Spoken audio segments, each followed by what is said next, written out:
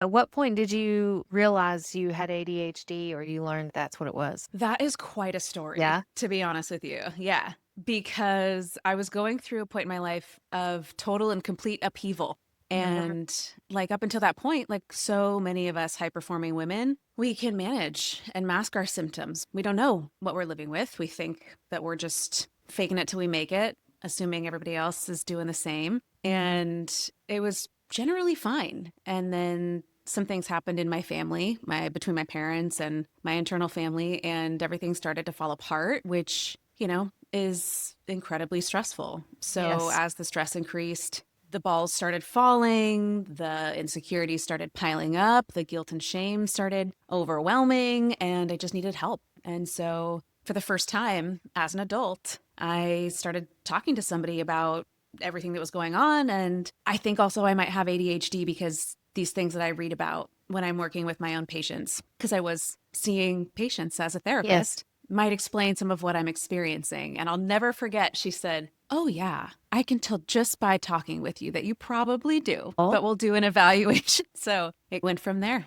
okay. Wow. So it really reached a point where it felt like things were too overwhelming and you just needed help. And you're trying to figure out what's going on amidst like a family crisis. Yeah. And what Yeah. can I do about it? Mm. Like, you have to keep on keeping on. Oh, so true. So what can you do? And honestly, that's one of the hardest parts about being a therapist because whenever you're going through life and life is sucking, like Hmm. doing therapy with people, you really have to get yourself in the mental headspace, like to zone in. Now, I mean, sometimes it's a good break from life, but when you're in the storms and the throes of life, Hmm. man, that's hard. Yeah. I know. I like to tell people that there's some gratification and, like, of course, satisfaction in being able to help you when there's so much chaos all around. Like, it's a mutual win. And it reminds us in our own life, too, that, okay, things will pass. Somebody cares about what I'm going through. And there are things we can do. Totally. Yeah. So, Hannah, you and I are partnering together to do an ADHD masterclass. So excited. I know. In getting ready for this masterclass, I think it's going to be a total hit. We're going to be talking about criticism, Yep. comparison, and Yep. chaotic reactivity. So, in coming up with these topics for our masterclass, all of them hit so hard, even for OCD folks. What is particularly hard for ADHD people when it comes to criticism? Another huge, wonderful question. I think there's so many parts to it, right? Because there's nature, there's our biology, Mhm. and how our brains, specifically being neurodiverse, are responding to difficult emotional information, Mhm. right? Criticism, feedback. And then there's the nurture part. There's all your social experiences to date. You've learned to get an idea of what you think people think about you, what you've been told people think, what their expectations of you are, what you've been conditioned to expect is expected of you in the world, Mhm. right? For high performing women. So a lot of times we end up talking a lot about how the socialization of being in that community of high performing women sets you up for expectations that drive a lot of feedback, and you feel like you're trying to show up and do your best, and you hope that translates and is received well. And so, whether it's perceived as criticism or is meant as criticism, it hits us really hard because we care, for one, and we're constantly trying to meet expectations and deal with our own relationship with ourselves and old narratives that we've picked up along the way. For me, learning to take criticism was a learned skill. Yeah, I hate it still. it's hard. Yeah, it's still hard every day for me too. Absolutely. Yes. What do you feel like was something that, as you have gotten better at that skill, you are obviously very successful, very knowledgeable expert yourself. So, what's helped you? What has helped me, especially when it comes to content creation, is separating myself from the content. It's so funny you mentioned that because Erin has been a great source of support for me as I'm trying new things in my business too. I actually wrote down something that you said to me as an example as I was thinking about these topics, and it blew my mind. Like, what I put out there is not who I am. Yes. It's what I put out there. And I thought, of course, okay, Yeah. I can practice that. And it's the same kind of thing in OCD. Like I've got my peace framework, and one of the pieces of the peace framework is perceive the anxiety as separate. So it's a separate part of you. So like I externalize Hmm. the content, and same as like OCD thoughts.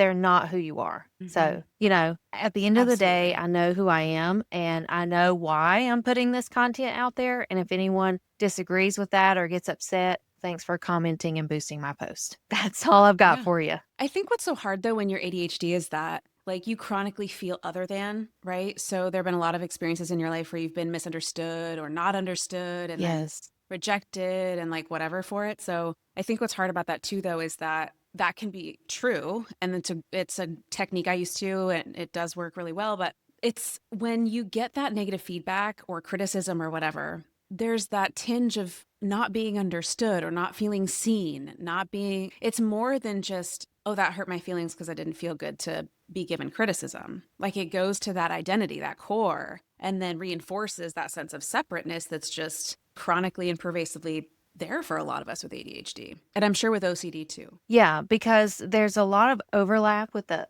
OCD and ADHD, which I think we can totally get into in the masterclass. Yeah.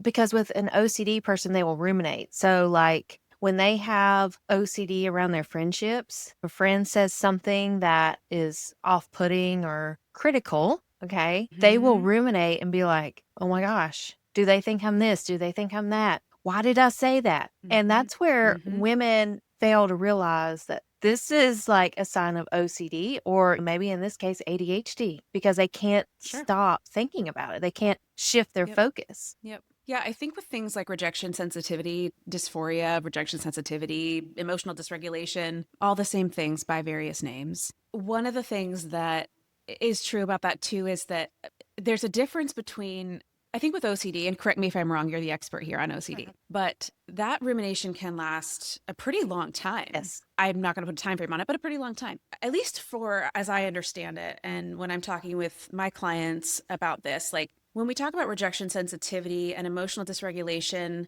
as it relates specifically to the ADHD part, those episodes we're reacting to a stimuli, right?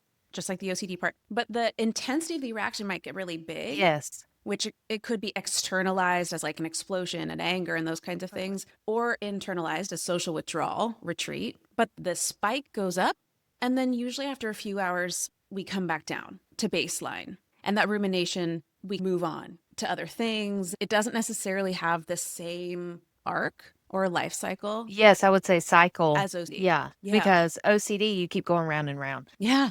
Yeah. So fun. Yeah. But I'm going through a situation with, I guess, some critical feedback, we could say. And the initial sting of getting this feedback, it was like, whoa, where is this coming from? And I Mm, think we can all relate to that because you feel like you're doing sure. a great job, especially if you're an overachiever because you've thought about the 100 million angles and scenarios. Yeah. So to get critical feedback, it can be shocking and alarming. And what has also helped me in taking criticism is to like reflect what's going on for them, Totally. what's in it for them. Because I'm sure you could agree, like 99% of the time, it has nothing to do with us. It's so funny that you say this because literally right before we jumped on to talk with each other today, my last client, she's an MD, and we were talking about her job and a difficult for her supervisor, right? We've worked together for many years. She's had lots of wins around this rejection sensitivity type stuff.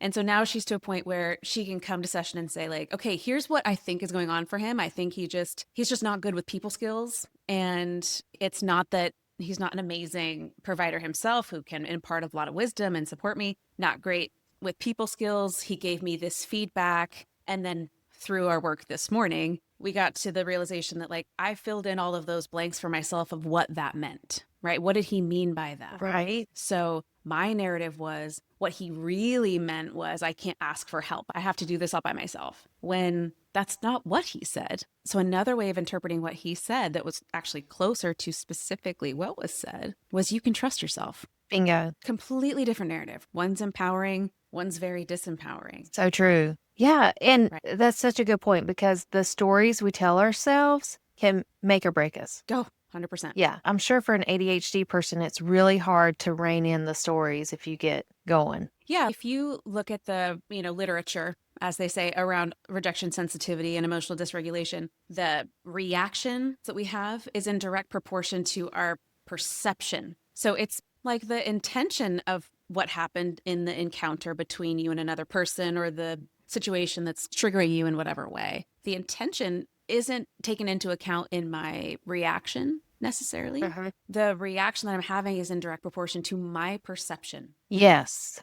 So if I'm having a huge reaction to something, I really want to pay attention to what is that narrative that is driving the perception that I'm having about this situation? And where have I seen myself have that same narrative show up before? Is this something that I experience a lot?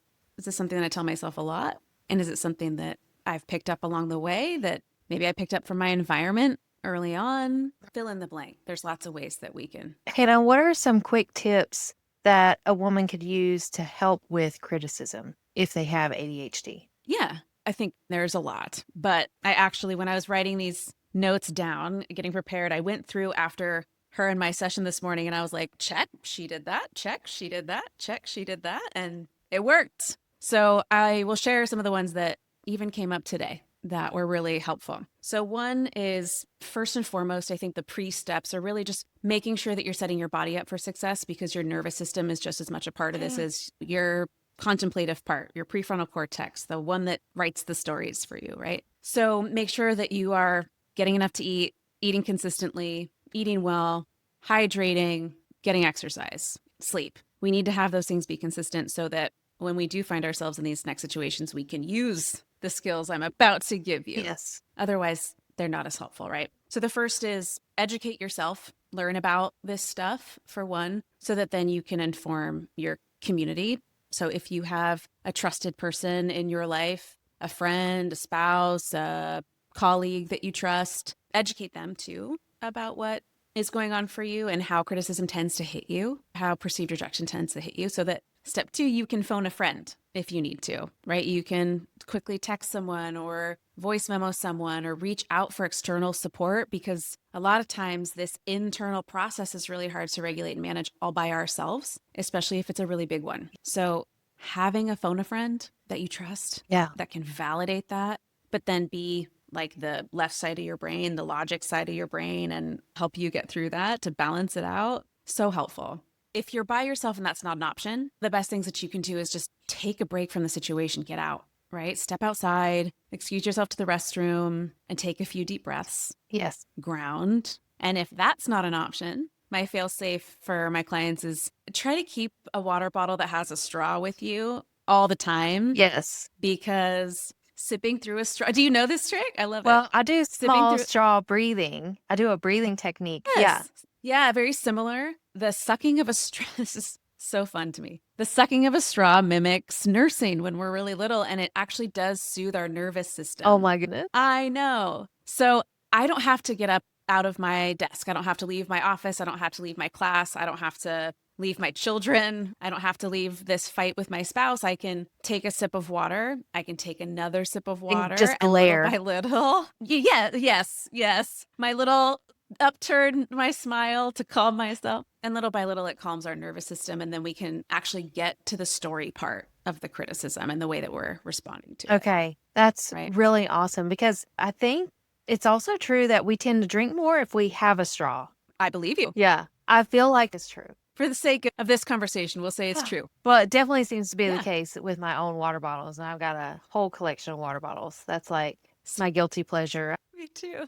I'm not allowed to buy any more water I bottles. know. I will have 3 out at one time. And they're different. Yes. Different things, different flavors. Yeah, like different liquids. Yes, I know. Me too. Yeah. Totally. Hannah, this was a lot of fun. We're going to be doing a lot more tips and tricks and deep dives into just the emotional responses we can give as high achieving women if we're dealing with OCD or ADHD. More specifically, we're going to be talking further in depth about criticism, the comparisonitis, and that chaotic reactivity or rejection sensitivity, as you call it, which I think it's going to be so helpful for many because this is not something that's often talked about. You know, you don't get a lot of support specifically on rejection sensitivity. Well, yeah. I mean, it's not even in the DSM. So if you go and you get help for ADHD, for one, even that stuff's not geared toward adults. It's geared toward kids, for one. But for two, it's not even part of our criteria that we're trained to look for in ADHD classically. We're getting more aware of it now, but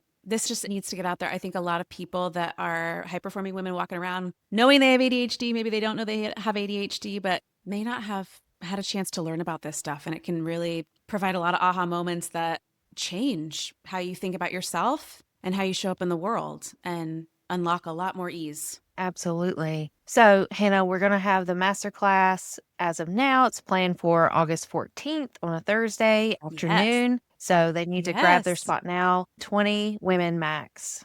Sounds That great. way, keep it to a good Q&A and Yep. I think it's great. Yeah. fit the wait list. We'll do it again. And Hannah, where can the listeners find you if they want more ADHD support?